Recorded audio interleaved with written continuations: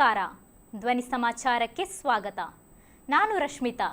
ಮೊದಲಿಗೆ ಮುಖ್ಯಾಂಶಗಳು. ಆದಿವಾಸಿ ಮಹಾಭಿಯಾನಕ್ಕೆ ಚಾಲನೆ, ಪ್ರಧಾನಿ ಮೋದಿ ಘೋಷಣೆ. ಗಾಜಾದ ಅಲ್ ಶಿಫಾ ಆಸ್ಪತ್ರೆಗೆ ಬುಲ್ಡೋಸರ್ ನುಗ್ಗಿಸಿದ ಇಸ್ರೇಲ್ ಸೇನೆ, ಹಮಾಸ್ ಆರೋಪ. 96 ಗಂಟೆಗಳ ಕಾಲ ಸುರಂಗದೊಳಗೆ ಬಂದಿಯಾದ ಕಾರ್ಮಿಕರು, ಕಾರ್ಯಾಚರಣೆ ಮುಂದುವರಿಕೆ. ವೈಶಾಲಿ ಸೂಪರ್ ಫಾಸ್ಟ್ ಎಕ್ಸ್‌ಪ್ರೆಸ್‌ನಲ್ಲಿ ಅಗ್ನಿ ಅವಘಡ, 19 ಮಂದಿಗೆ ಗಾಯ. ಕಾಸರಗೋಡು, ವಿಷ ಸೇವಿಸಿ ವಿದ್ಯಾರ್ಥಿನಿ ಆತ್ಮಹತ್ಯೆ. ವಿಶ್ವಕಪ್‌ನಲ್ಲಿ ನ್ಯೂಜಿಲೆಂಡ್ ವಿರುದ್ಧ 70 ರನ್ಗಳ ಜಯ, ಭಾರತ ಫೈನಲ್ಗೆ.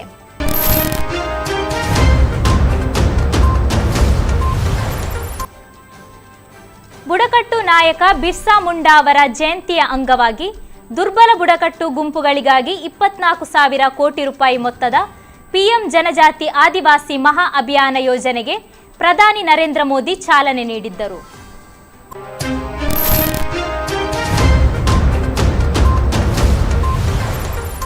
ಹಮಾಸ್ ಉಗ್ರರ ವಿರುದ್ಧ ಮುಗಿಬಿದ್ದಿರುವ ಇಸ್ರೇಲ್ ಸೇನೆ ಬುಧವಾರ ಗಾಜಾ ಪಟ್ಟಿಯ ಪ್ರಮುಖ ವೈದ್ಯಕೀಯ ಕೇಂದ್ರ ಅಲ್ ಶಿಫಾ ಆಸ್ಪತ್ರೆ ಮೇಲೆ ದಾಳಿ ನಡೆಸಿವೆ.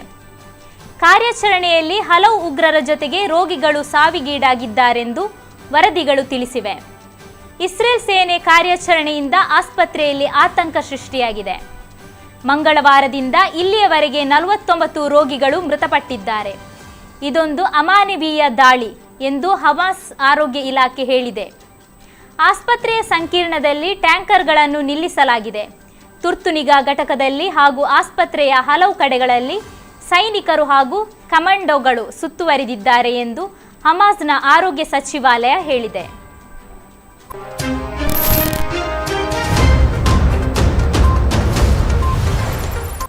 ಉತ್ತರಾಖಂಡದ ಉತ್ತರಕಾಶಿ ಜಿಲ್ಲೆಯಲ್ಲಿ ನಿರ್ಮಾಣ ಹಂತದ ಸುರಂಗ ಕುಸಿದು ಸಿಲುಕಿರುವ 40 ಕಾರ್ಮಿಕರನ್ನು ಸ್ಥಳಾಂತರಿಸುವ ರಕ್ಷಣಾ ಕಾರ್ಯಾಚರಣೆ ಇಂದು 5ನೇ ದಿನಕ್ಕೆ ಕಾಲಿಟ್ಟಿದೆ.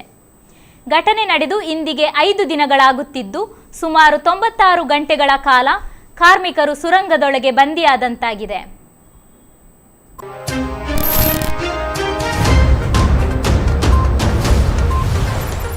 ದೆಹಲಿ ಸಹಸ್ರ ವೈಶಾಲಿ ಸೂಪರ್ ಫಾಸ್ಟ್ ಎಕ್ಸ್‌ಪ್ರೆಸ್‌ನ ಕೋಚ್ನಲ್ಲಿ ಬೆಂಕಿ ಕಾಣಿಸಿಕೊಂಡು ಕನಿಷ್ಠ 19 ಪ್ರಯಾಣಿಕರು ಗಾಯಗೊಂಡಿರುವ ಘಟನೆ ಗುರುವಾರ ಮುಂಜಾನೆ ಉತ್ತರ ಪ್ರದೇಶದ ಇಟಾವಾದಲ್ಲಿ ಸಂಭವಿಸಿದೆ.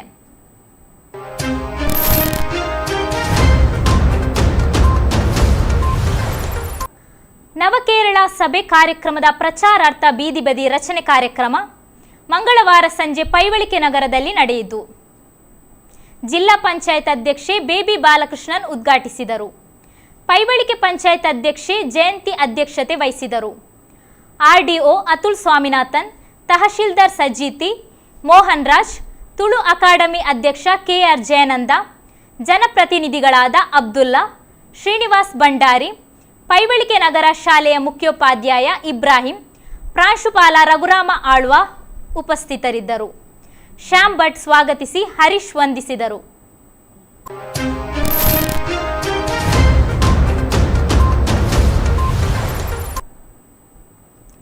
ಶ್ರೀ ದುರ್ಗಾ ಪರಮೇಶ್ವರಿ ಸೇವಾ ಸಂಘ ಯುವಕ ಮಂಡಲ ರಿಜಿಸ್ಟರ್ಡ್ ದೇವಿಪುರ ತಲಪಾಡಿ ಇದರ ಅಮೃತ ಮಹೋತ್ಸವದ ಅಂಗವಾಗಿ ಹಲವಾರು ಕಾರ್ಯಕ್ರಮ ಹಮ್ಮಿಕೊಂಡಿದ್ದು, ಅದರಲ್ಲಿ ಸೇವಾ ಪ್ರಕಲ್ಪ ಕಾರ್ಯಕ್ರಮವು ದಿನಾಂಕ 12/11/2023 ಆದಿತ್ಯವಾರ ಅಭಯಾಶ್ರಮ ಅಸೈಗೋಳಿ ಇಲ್ಲಿ ದೀಪಾವಳಿ ಆಚರಣೆ ಹಾಗೂ ಅನ್ನದಾನ ನೀಡುವ ಮೂಲಕ ಬಹಳ ವಿಶೇಷ ರೀತಿಯಲ್ಲಿ ನಡೆಯಿತು.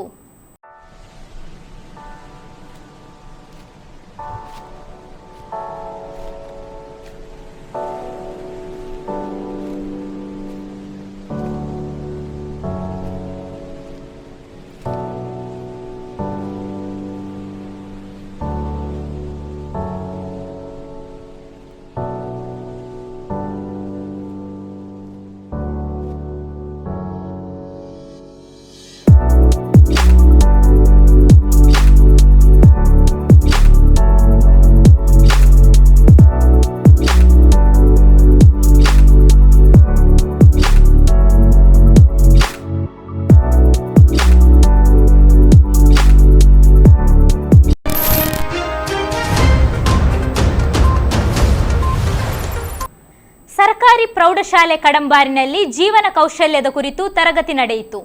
ಕಾರ್ಯಕ್ರಮದ ಅಧ್ಯಕ್ಷತೆಯನ್ನು ಶಾಲಾ ರಕ್ಷಕ ಶಿಕ್ಷಕ ಸಂಘದ ಅಧ್ಯಕ್ಷರಾದ ಫಾರೂಕ್ ರವರು ನಿರ್ವಹಿಸಿದರು. ಶಾಲಾ ಮುಖ್ಯೋಪಾಧ್ಯಾಯಿನಿ ಸುನಿತಾ ಕೆಬಿ ಇವರು ಅತಿಥಿ ಗಣ್ಯರನ್ನು ಸ್ವಾಗತಿಸಿದರು. ಈ ಕಾರ್ಯಕ್ರಮದ ಸಂಪನ್ಮೂಲ ವ್ಯಕ್ತಿಯಾಗಿ ಕೇರಳ ರಾಜ್ಯ ಶ್ರೇಷ್ಠ ಅಧ್ಯಾಪಕ ಪುರಸ್ಕಾರವನ್ನು ಪಡೆದ ನಿರ್ಮಲ್ ಕುಮಾರ್ ಅವರು ಭಾಗವಹಿಸಿದರು.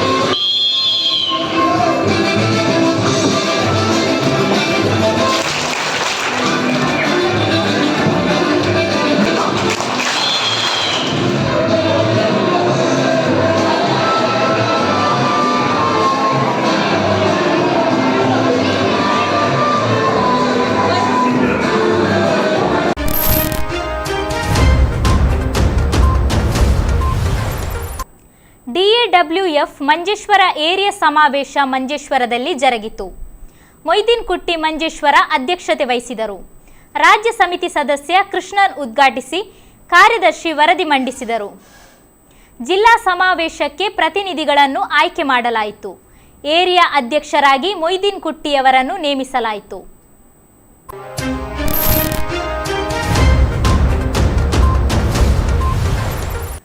ಮಂಜೇಶ್ವರ ಯೂತ್ ಕಾಂಗ್ರೆಸ್ ಸಂಘಟನಾ ಚುನಾವಣಾ ಫಲಿತಾಂಶ ಹೊರಬಂದಿದ್ದು, ಯೂತ್ ಕಾಂಗ್ರೆಸ್ ಕಾಸರಗೋಡು ಜಿಲ್ಲಾ ಕಾರ್ಯದರ್ಶಿಯಾಗಿ ಆರಿಫ್ ಮಚ್ಚಪ್ಪಾಡಿ ಆಯ್ಕೆಯಾಗಿದ್ದಾರೆ. ಆರಿಫ್ ಪ್ರಸ್ತುತ ಮಂಜೇಶ್ವರ ಬ್ಲಾಕ್ ಕಾಂಗ್ರೆಸ್ ಕಾರ್ಯದರ್ಶಿಯಾಗಿ ಕಾರ್ಯನಿರ್ವಹಿಸುತ್ತಿದ್ದಾರೆ. ಸಂಸ್ಕಾರ ಸಾಹಿತಿ ಮಂಜೇಶ್ವರ ಬ್ಲಾಕ್ ಕಾರ್ಯದರ್ಶಿಯಾಗಿಯೂ ಕಾರ್ಯನಿರ್ವಹಿಸುತ್ತಿದ್ದರು. ಅರ್ಥಶಾಸ್ತ್ರದಲ್ಲಿ ಸ್ನಾತಕೋತ್ತರ ಪದವಿ ಹೊಂದಿರುವ ಆರಿಫ್ ಮಚ್ಚಂಪಾಡಿ ಪತ್ರಕರ್ತರಾಗಿ ರಾಜಕೀಯ, ಸಾಮಾಜಿಕ, ಧಾರ್ಮಿಕ ರಂಗಗಳಲ್ಲಿ ಸಕ್ರಿಯರಾಗಿದ್ದಾರೆ.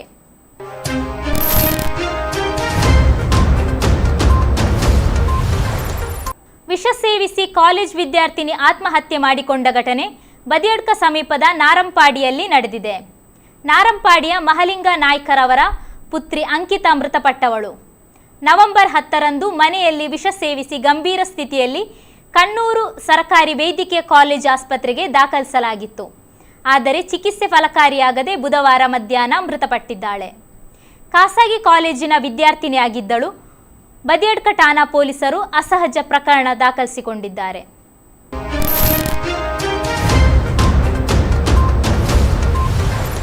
ಗೂಡ್ಸ್ ಲಾರಿ ಡಿಕ್ಕಿ ಹೊಡೆದು ದ್ವಿಚಕ್ರ ವಾಹನ ಸವಾರ ಮೃತಪಟ್ಟ ಘಟನೆ ಕಳ್ಳಿಗೆ ಗ್ರಾಮದ ಬ್ರಹ್ಮರಕೂಟ್ಲು ಎಂಬಲ್ಲಿ ನಡೆದಿದೆ. ಮೃತ ದ್ವಿಚಕ್ರ ವಾಹನ ಸವಾರನನ್ನು ಪ್ರತೀಕ್ಷಾ ಪೂಜಾರಿ ಎನ್ನಲಾಗಿದೆ. ಕನಕರಾಜ್ ಎಂಬುವರು ಚಲಾಯಿಸುತ್ತಿದ್ದ ಗೂಡ್ಸ್ ಲಾರಿ ಡಿಕ್ಕಿ ಹೊಡೆದು ಈ ಅಪಘಾತ ಸಂಭವಿಸಿದೆ. ಅಪಘಾತದ ತೀವ್ರತೆಗೆ ಬೈಕ್ ಸಮೇತ ರಸ್ತೆಗೆ ಬಿದ್ದು ಗಂಭೀರ ಗಾಯಗೊಂಡಿದ್ದು, ತಕ್ಷಣ ಅವರನ್ನು ಸ್ಥಳೀಯ ತುಂಬೆ ಆಸ್ಪತ್ರೆಗೆ ಸಾಗಿಸಿದ್ದಾರೆ. ಆದರೆ ಅದಾಗಲೇ ಅವರು ಮೃತಪಟ್ಟಿದ್ದಾರೆ ಎನ್ನಲಾಗಿದೆ.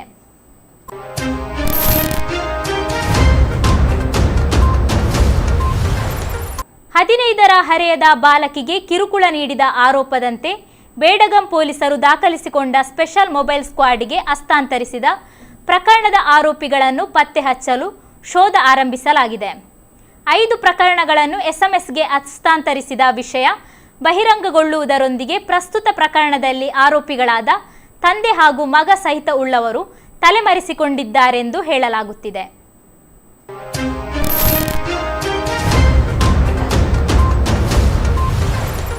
ಭಾರತದ ಖ್ಯಾತ ಸ್ಕೈಡೈವರ್ ಶೀತಲ್ ಮಹಾಜನ್ ಅವರು ಮೌಂಟ್ ಎವರೆಸ್ಟ್ ಎದುರಿಗೆ 21,500 ಅಡಿ ಎತ್ತರದಿಂದ ಕ್ಯಾಪ್ಟರ್ನಿಂದ ಜಿಗಿಯುವ ಮೂಲಕ ವಿಶ್ವದಲ್ಲೇ ಇಷ್ಟು ಎತ್ತರದಿಂದ ಸ್ಕೈಡೈವ್ ಮಾಡಿದ ಮೊದಲ ಮಹಿಳೆ ಎಂಬ ದಾಖಲೆ ಸೃಷ್ಟಿಸಿದ್ದಾರೆ.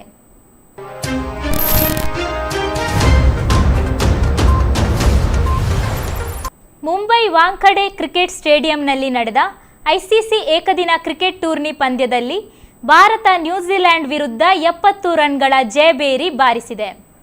ಮೊಹಮ್ಮದ್ ಶಮಿ ಭರ್ಜರಿ ಬೌಲಿಂಗ್ ದಾಳಿ ಹಾಗೂ ವಿರಾಟ್ ಮತ್ತು ಶ್ರೇಯಸ್ ಅಮೋಘ ಶತಕದ ನೆರವಿನಿಂದ ಭಾರತ ಫೈನಲ್ ಪ್ರವೇಶಿಸಿದೆ.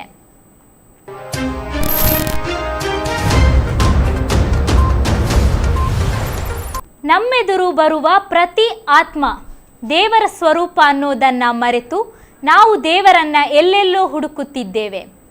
ದೇವರನ್ನ ಹುಡುಕುವ ಬರದಲ್ಲಿ ಎದುರಿಗೆ ಬಂದ ದೇವರನ್ನ ಕಾಣದೆ ಹೋದೆವ. ಅಂತಹದೊಂದು ವಿಡಿಯೋ ಇಂದಿನ ವೈರಲ್ ಸೆಗ್ಮೆಂಟಲ್ಲಿ. ಇದರೊಂದಿಗೆ ಇಂದಿನ ಸಮಾಚಾರವನ್ನು ಮುಕ್ತಾಯಗೊಳಿಸುತ್ತಿದ್ದೇನೆ. ನಿರಂತರ ಸುದ್ದಿಗಾಗಿ ವೀಕ್ಷಿಸಿ ನಿಮ್ಮ ಧ್ವನಿ ಮೀಡಿಯಾ.